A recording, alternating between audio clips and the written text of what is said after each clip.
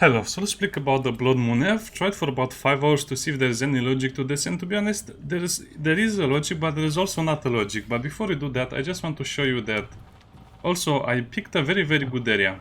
So this is how the Blood Moon is supposed to look like. It's kind of beautiful.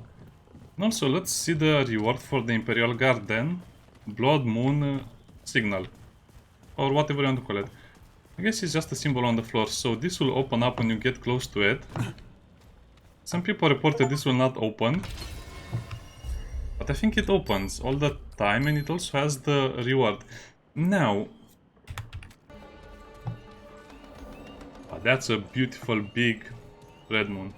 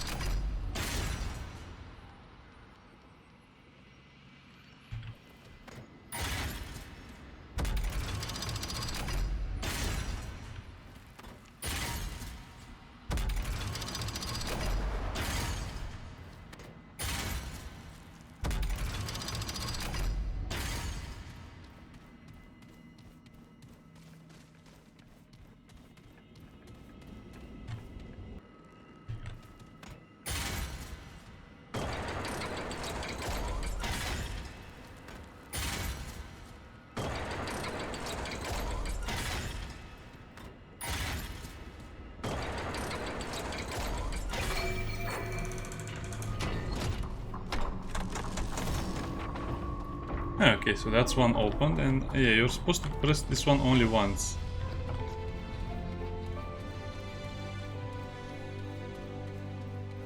Okay, let's go get our reward.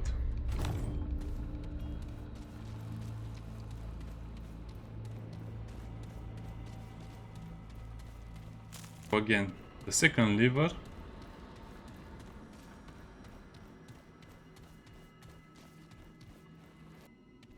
So this will be only once.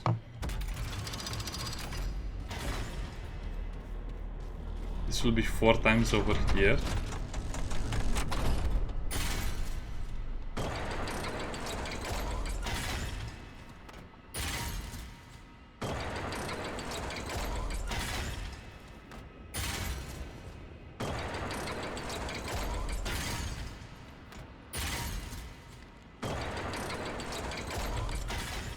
And then the other one will be 3 times, so it's basically 1, 2, 3, and this will be 3 times. I don't know, there's not much sense to it. I'll show you the book afterwards.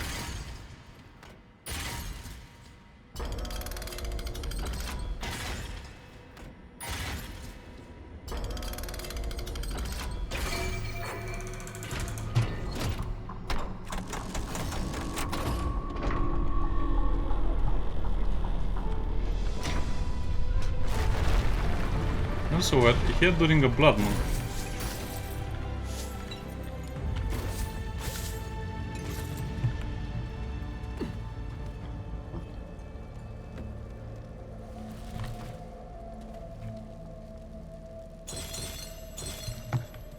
Blood Moon Essence and the Ring of Omens, which is a great ring, to be honest.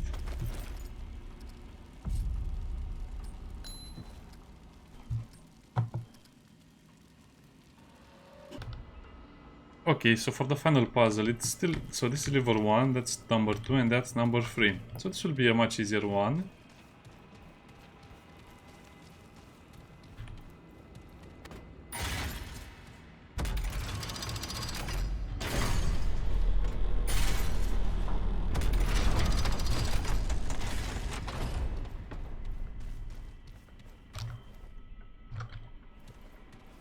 Okay, so it's just 2, 3, 4. I guess it makes more sense when you see it. So once I wrote... You should probably just write the numbers down. And I'll explain again a bit more of the technique I used. So that's number 1, 3 times, and this will be 4 times.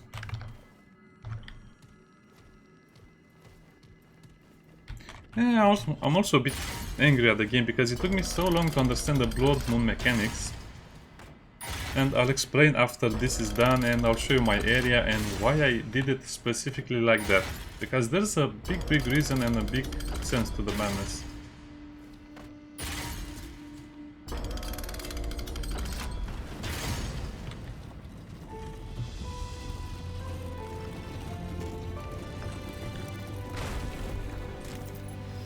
The Sagittarius bow.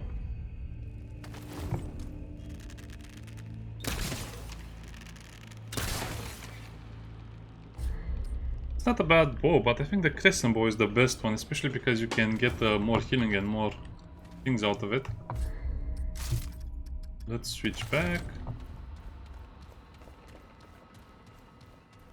Let's go a bit over here. Yeah, it's kind of hard to explain, so you have to match the moons with the symbols.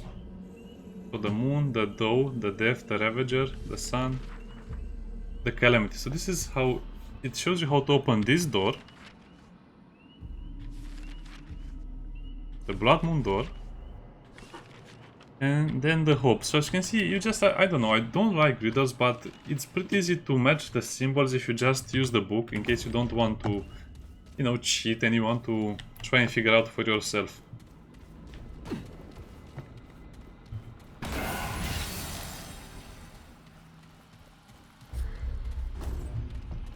So again, the technique I used was very simple. This is lever 1, that's 2, and that's 3. I think this is the easiest way to understand, because 1 will be the one you enter through, 2 will be on your left, and 3 will be on your right. Again, if you just write the things on a piece of paper, or if you just take a picture of something or write it down, you'll understand, because it will be, for example, it will be 1 5 times, and then it will be number 2, let's say 3 times, and number 3 4 times, or something like that. Okay, now let's go out and I'll explain the blood moon. Let's see if the blood moon is still active. Okay, I think we get it again. So this happened 5 times in a row under the same conditions after I do a level transition from there to here. From the main big map of the second area of the Asia planet to the Imperial Gardens. I guess it can be another dungeon, but this is so easy to see. Okay, let's go hunting. So, I think it's on a timer. I don't think it's RNG. To be honest, it's stupid. It just happens once every hour, and I'm pretty sure of it. No. Because this is the same video. This is a 90-minute video. This is 1 hour and 30 minutes. And it happened.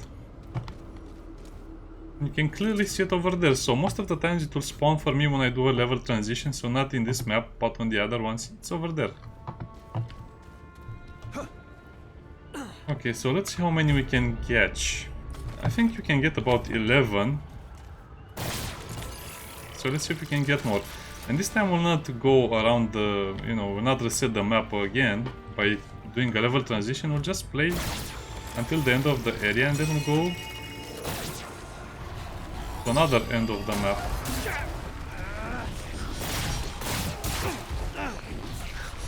Oh, if this map had other enemies.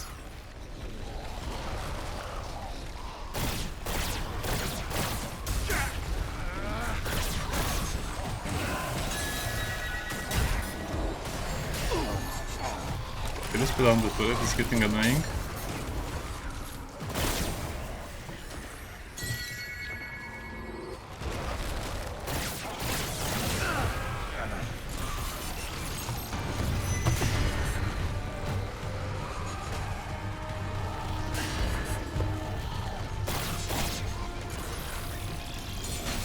Yeah, okay, so it's always the same,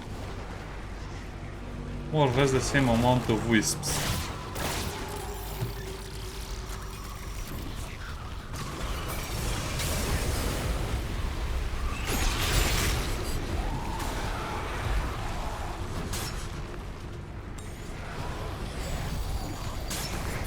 Okay, so let's go to the other side of the map. Let's see if there is any difference between farming the entire map or just resetting it. Probably not. Probably it's better to just search the entire map for the wisps since they'll not disappear. So the blood moon will not end if you are on the same map until you kill all of them more or less. But if you just go to a level transition, it might disappear. So we check that area.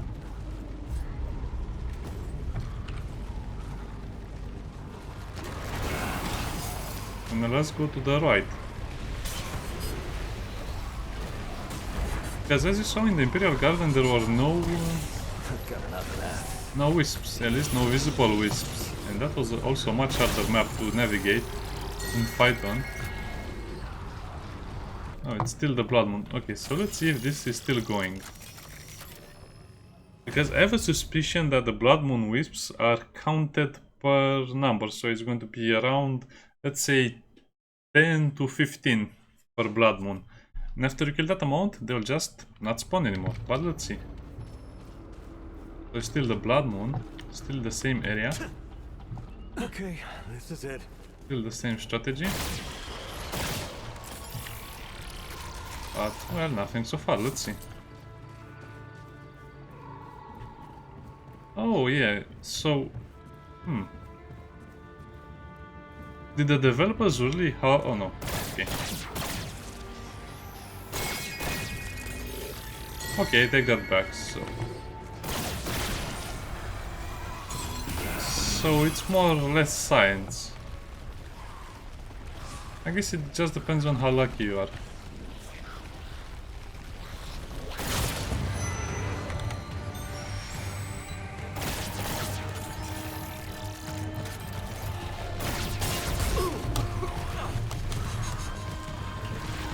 Really, this is... How did the developers ever think this would be fun?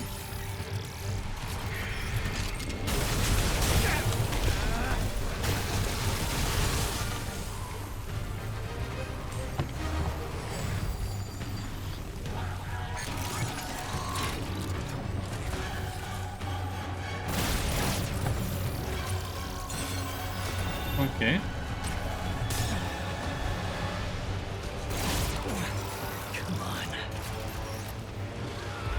Yeah, so they more or less spawn in the same areas, in the same numbers.